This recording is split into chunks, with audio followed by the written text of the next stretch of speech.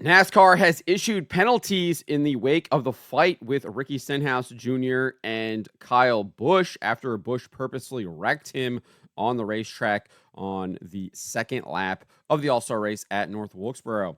Before we get to this, I'd like to ask you, please hit that subscribe button, hit that bell for notifications so you don't miss any of our future videos here at John Trent Racing. We are over at NASCAR.com. Ricky Stenhouse Jr. fined $75,000 for sparking all-star brawl. 2 crew members suspended is the headline.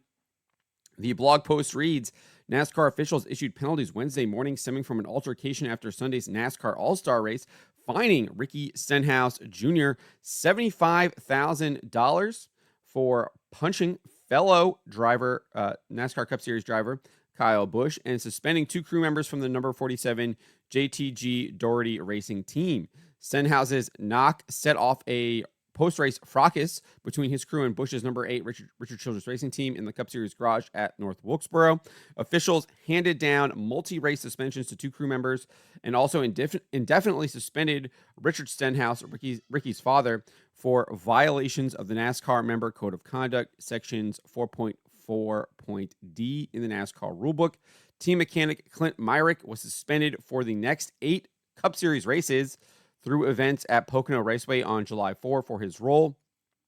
And tuner Keith Matthews was suspended for the next 4 Cup Series events through Iowa Speedway on June 16. NASCAR Senior Vice President of Competition Elton Sawyer said this Wednesday morning on Sirius XM NASCAR Radio, and we're actually going to listen to what he had to say here in a little bit. But he said, I think it's fair to say that when you have crew members and family members that put their hands on our drivers, we're going to react. There's not a lot of detail I'm going to get into due to the fact that these are appealable, penalties, and I want to make sure that we're fair to that process. With that being said, and we've been consistent about this, when crew members and family members get involved, we are going to react. That's exactly what we did. Interestingly, no crew members from Kyle Busch's team, even though we did see them involved in the fracas as well, so in the melee. So that's interesting that we aren't seeing any penalties from them. So looks like they're just kind of recapping the fight here. We do have a little bit more on the penalty report. It says competition officials issued 2 penalties after the Craftsman Truck Series most recent race at North Wilkesboro. Officials gave a 1-race suspension to crew member Dawson Backus, rear tire changer for the number 7 Spire Motorsports team, for violating the rulebook section on crew protective clothing equipment, specifically helmet straps. Officials also fined crew chief Jeff Stankiewicz $2,500 after the number 9 CR7 Motorsports Chevrolet, driven by Grant Enfinger, was found with 1 unsecured lug nut in a post-race check. And then it says here, lastly, NASCAR officials also handed an indefinite suspension to Rowan Mason for a behavioral violation of Section 4.1 and 10.1.a in the rulebook substance abuse policy. Mason was listed on NASCAR's team roster portal as a mechanic for the number 5 Our Motorsports team in the Xfinity Series. So if you haven't been paying attention, you've been living under a rock, there was a post-race fight at North Wilkesboro after the All-Star race. Ricky Stenhouse Jr. called his number, said that he would handle business after the race because there was no tunnel to leave the track. As Kyle Busch approached his hauler after the race with a mass of media, Ricky Stenhouse Jr. was waiting for him, leaning on his lift gate. Let's take a listen at this.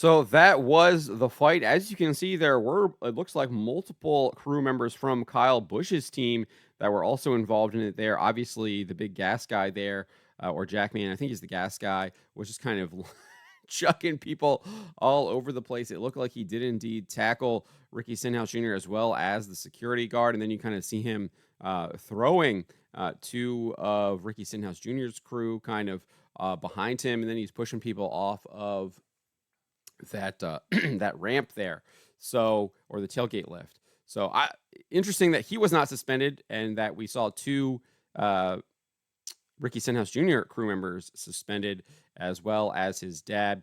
Obviously, his dad was restraining Kyle Busch. I think that NASCAR, in order to prevent a lot of this stuff happening, they need to go to a hockey style format where the drivers know that they're going to be fighting each other.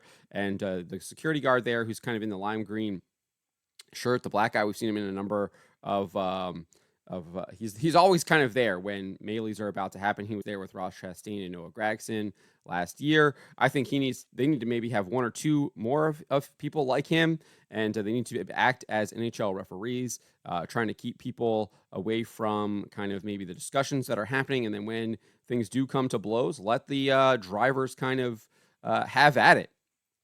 And I think that's what really needs to happen, and that you kind of can prevent a lot of these other penalties here involving crew members and people's family members, such as Ricky Stenhouse Jr.'s dad, Ricky Stenhouse Sr. So I definitely think that is something that NASCAR needs to look at moving forward. But I said we were going to listen to what Elton Sawyer had to say. He did appear on Sirius XM NASCAR radio channel 90 earlier this morning around 8:30 a.m. Eastern time, about an hour ago. Let's listen to a little bit of what he had to say here. Under Ricky Stenhouse Jr. and company, can you give us some context of what you landed on in terms of punishment for that incident on Sunday night, Elton? Yeah, Pete, I think it's fair to say that when you have crew members and family members that put their hands on our athletes, our drivers, we're going to react.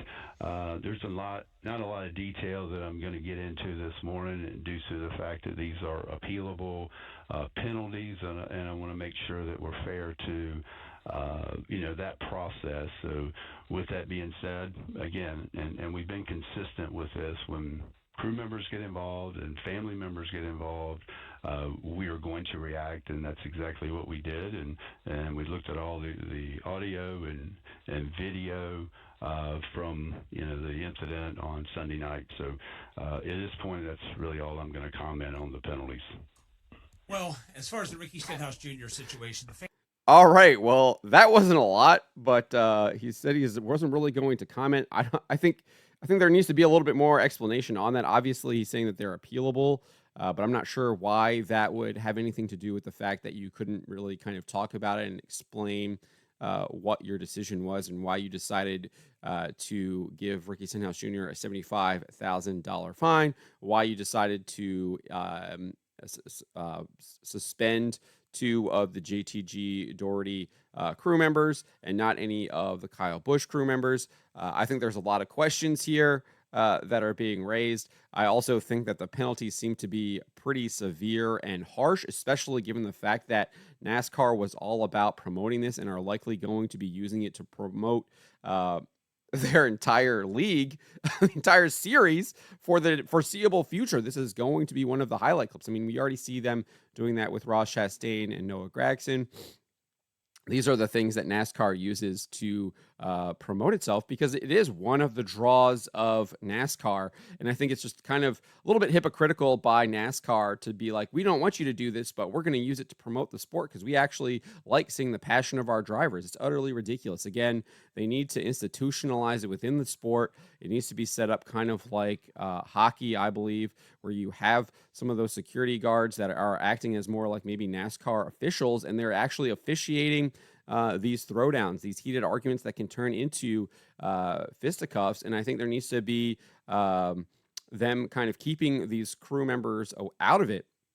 And I think the crew members need to recognize that as well. And maybe the officials need to obviously you're in a garage area. There's lots of things that were going on. We were seeing a guy moving equipment and tools and things like that. There's tires. I think Kyle Busch tripped over the tire initially there. Obviously, I think Ricky Stenhouse Jr. got kind of thrown down into some tires. So maybe ensuring that when these discussions and heated arguments do indeed happen, it's in a location where you might not be having people tripping over equipment, tires, maybe slicing your head on the ramp there.